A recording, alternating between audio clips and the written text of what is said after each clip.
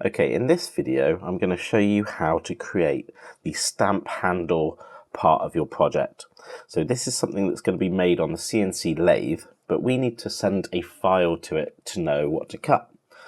So I'm going to show you a bit of software called Boxford Design Tools. It's where we're going to create the CAD file, which will then process, so it'll turn it into G code, so the lathe knows what to do and can work out all the cuts, etc. So on the screen now, we've got the diagram for the stamp handle. This is my design. Yours may differ slightly, but there's a few things that you would need to keep the same to make this work with all the other parts, the other components for the stamp. So firstly, the threaded end, I would keep all the measurements exactly the same. So that's these M6 threaded part, the 4mm cutaway just to the left there of the threaded part, and also the main width of the material, which we're going to use 24mm acetal rod. And secondly, I would keep the measurements of the length the same. So a total of 50mm, but the main handle just before you get to the shoulder of 41mm. And I'll talk you through why that is a little bit later. But yeah, it's quite interesting with regards to the domed part, the domed end. With the domed end, this is actually a two-part process if you've got a dome part of your design. So if I show you here on the screen, you'll see that there's the lathe would cut the first bit, which is the thread part and the side profile, and then it would part it off all the way across the end, leaving a nice flat end. And then essentially what you would do is turn that around in the lathe, and we're going to screw that into a little jig which goes into the chuck really nicely. And then you run a second program, which is the dome. And I'm also going to show you how to create that dome program as well. So that's the reason really why we would keep the measurements the same, because it just makes our jigs work and everything will work really nicely. So opening up Boxford Design Tools, you'll be greeted with this screen.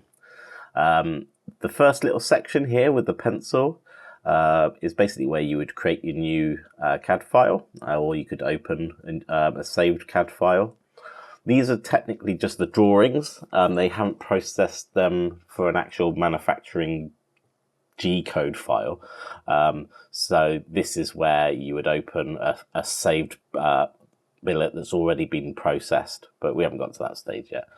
So we're going to create a new one. So we're going to hit that button there, and it says component information, so you're going to give it a name. So for this one, I'm going to call it, caps lock's on, year 12 stamp project. And then it says created by, so you can give yourself the name.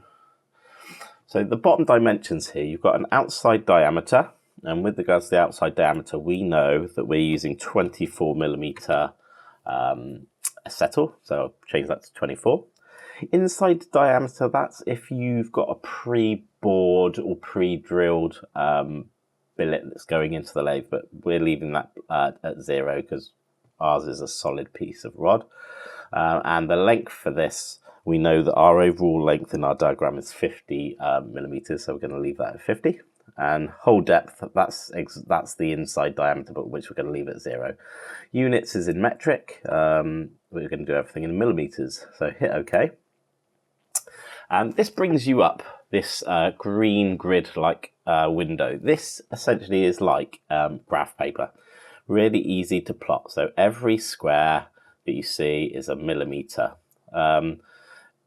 Technically, it's not, because actually we're going to be designing the half of the profile, and obviously then you'll see on the other side of this line the other half in symmetry. But so this is working out our overall length, but even you'll understand what I mean when we start to go into our diagram. Okay, so we're going to start plotting this out, and initially if we started plotting our pieces down here, it's hard to know without counting where you're plotting all your anchor points. So I'm going to hit undo with these ones because I'm going to go back to the start. So I've removed all of these lines now. So at the top bar, there's two little arrows and two little lines that says toggle dimensioning. So if you click on that, now every little line that you draw, at the top here, it's going to tell you the measurement from that initial datum point. But also right over this side, it knows the width that I've set that to. So at the moment, this section here, across here, is 9 millimeters. But then this measurement across from the edge here to that first point is 3 millimeters in that dimension. So with measurement toggled, we can now start plotting our design. So we know the first bit is an M6 threaded part, so we need to go to 6 millimeters. So 1, 2, 3, 4, 5, 6, and left click. We know that the whole threaded section is going to be 5 millimeters in total. So if we hit that, so you can see that we've got 6 millimeters diameter there, 5 millimeters in length there. Then the cutaway goes to 4 millimeters, so we have to go down by 2, and we can see over this side here that it goes to 4, and that is a length of 4 millimeters as well. So 1, 2, 3, 4. Brilliant. And then this is the shoulder part, so it goes all the way to the outside edge. The next little lip on the diagram is 2 millimeters, so I'm going to go to there. And essentially, the rest of it is going to go all the way to the 50 mil line and then down, because it's going to part off this section. So this is the bit that I was going to talk to you about with regards to the dome. So we need to know where the dome part is going to be if you do have a dome in your design. So for this one, the best thing to do is set a little point exactly where you know the dome is going to start. So I know the radius of the dome here is 12 millimeters, which is exactly half of the 24 millimeters diameter of acetyl that we're using. So if I right click upon this line at the top here, you can insert a node. So if I click insert node, that then puts a little anchor point node directly halfway along that edge. So what I can do here is, at the moment, it's set it 19.5 mils from this side. So what I'm going to do is, using my right button and holding it down, I can drag it across exactly to 12. So I know in this section here, this is where my dome's going to be. So the last kind of bit to do on this, or one of the last bits, is now to do the profile of the curve here. So the way you can do it is, between this node and the node just here, I'm going to right click on the line again and insert a new one. And then what you can do is you can pull it down a select amount, depending on what's in your design. You can see it's got two facets. It's very straight, flat lines here, and we want it to be a nice curve. So right clicking on one of these lines again, you can go down to convert to arc.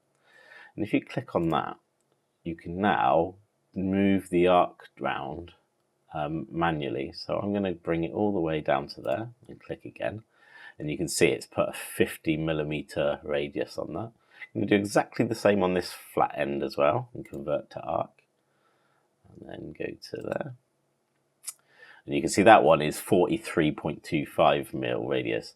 So there are ways that you can tweak this, because having something at 0.25 of a mil sometimes can not be what you want, and I like to round things down or up. So right click on that arc again and go down to properties. And then at the bottom here, you can see where the 43.25 is. So actually what I can do is change that to say 44. Hit 44, hit OK, and now that's changed it to 44. Okay, that might not be necessarily the curve that you want. You can change it as you will.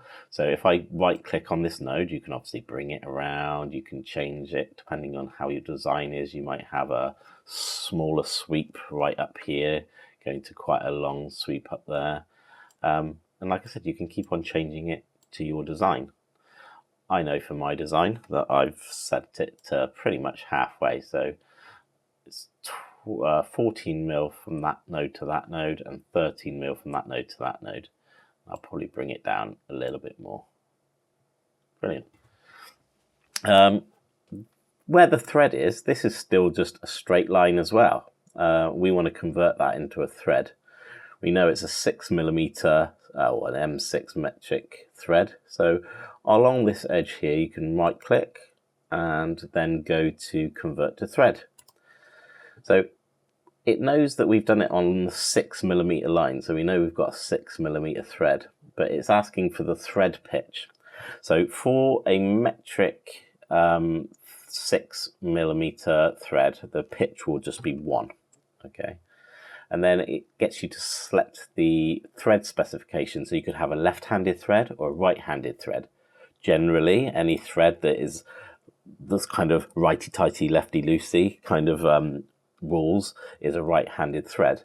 Left-handed threads are normally only used in processes where you don't want them to come undone as they're being used. Say, for instance, bicycle pedals. The thread that's on the bicycle pedals is inverted, so that's a left-handed thread.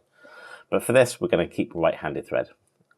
Thread pitch is 1 and hit OK. And you can see now it's put a sort of a representation of the thread in that part just there.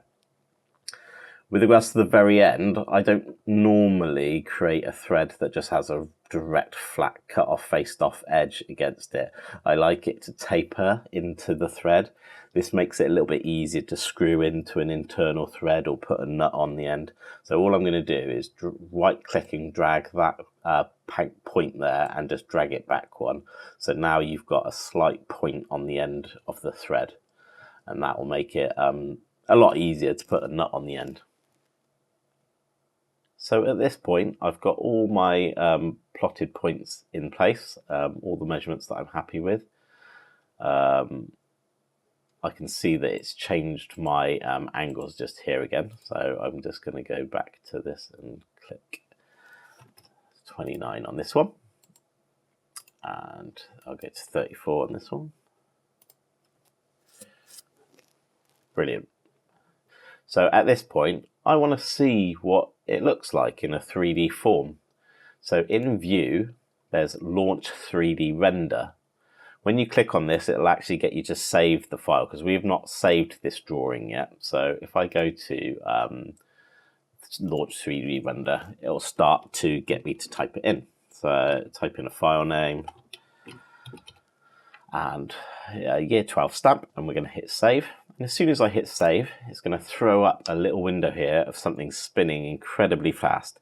So if you press F on the keyboard, it'll stop, it'll freeze the render. And I'm just going to maximize this render here.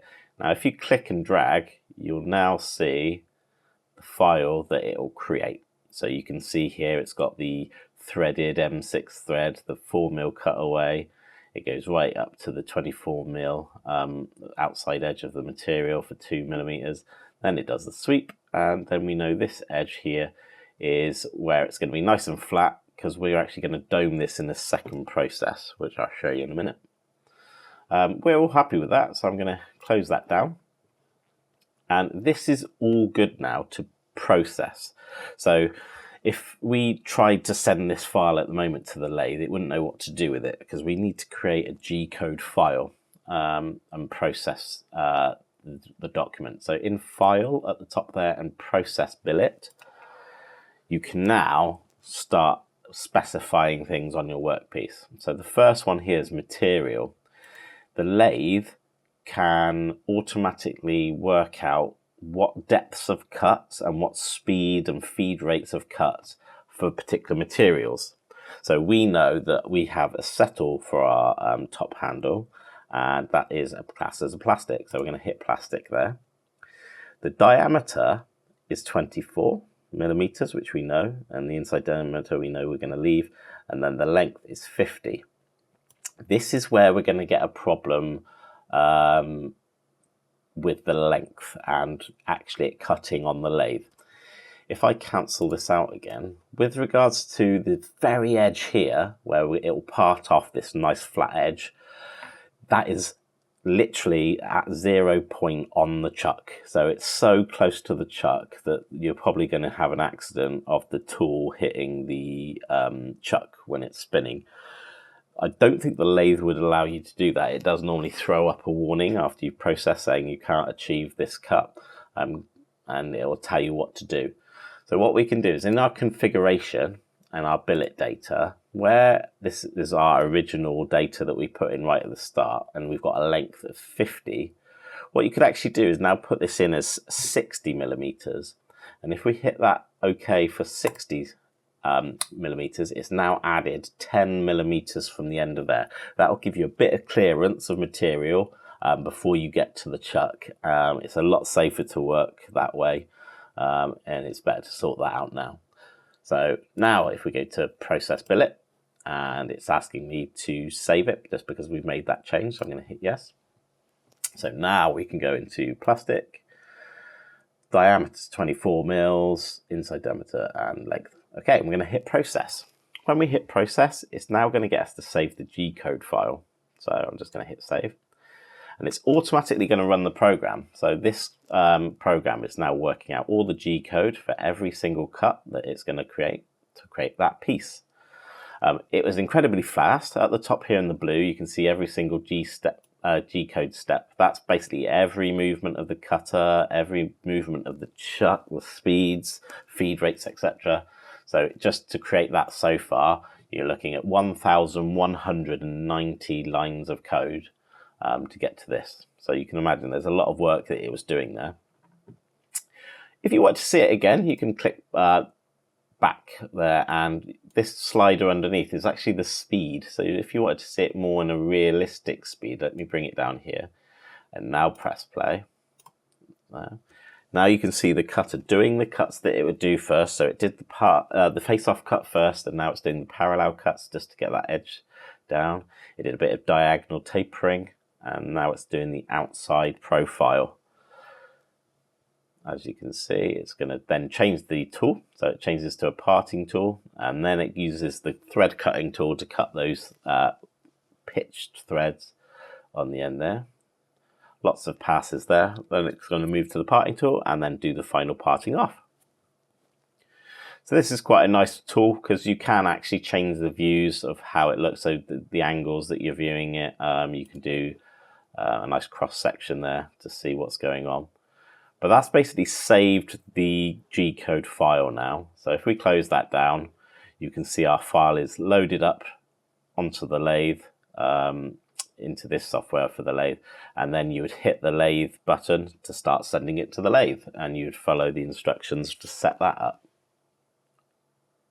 When that bit's all cut, like the diagram that I've just shown you here, we need to now create the doming end of the handle. So we're going to go back into add a new document, and same again, we're going to go to year 12 stamp. I'm just going to put domed end.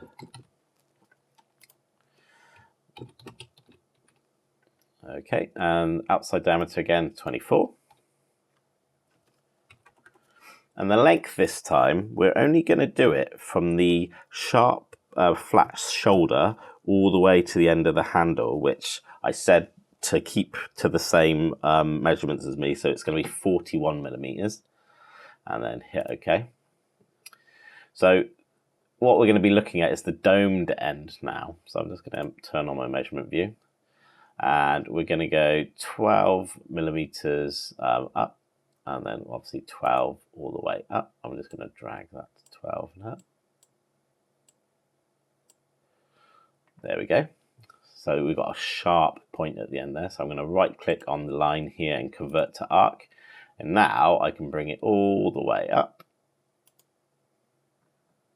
So here you can see you've got a perfect 12 mil domed end. And just so we can make this work, we're going to just add an extra 2 mils from this point. So we're just going to move 2 mils down on this flat surface here. That'll just make it work a little bit better. So now if we go to launch 3D render, just so you can see, I'm not going to hit OK on there. What we've got now is basically a domed end with a slight flat on the end, but that flat won't be cut because it will already be swept away in our other radius cuts. It just makes the processing work a little bit better. So you have your 12mm dome and the little 2mm section there. So now if we go to process billet and we set it in exactly the same way, so plastic 24, length 41, that's perfect. And you're going to hit process, domed end or save. So going to do exactly the same. It's going to process it nice and quickly. So you can see here a better representation of what it'll be like at the end. So I'm going to hit back, slow it down a little bit, just so you can see how it's going to do it. So there's a face-off cut again, and then it's going to take a tiny section off every second until you've got that nice dome. And then when you've got that nice dome, like the diagram shows here, you should be left with a perfect handle to your design and specifications. Thank you very much.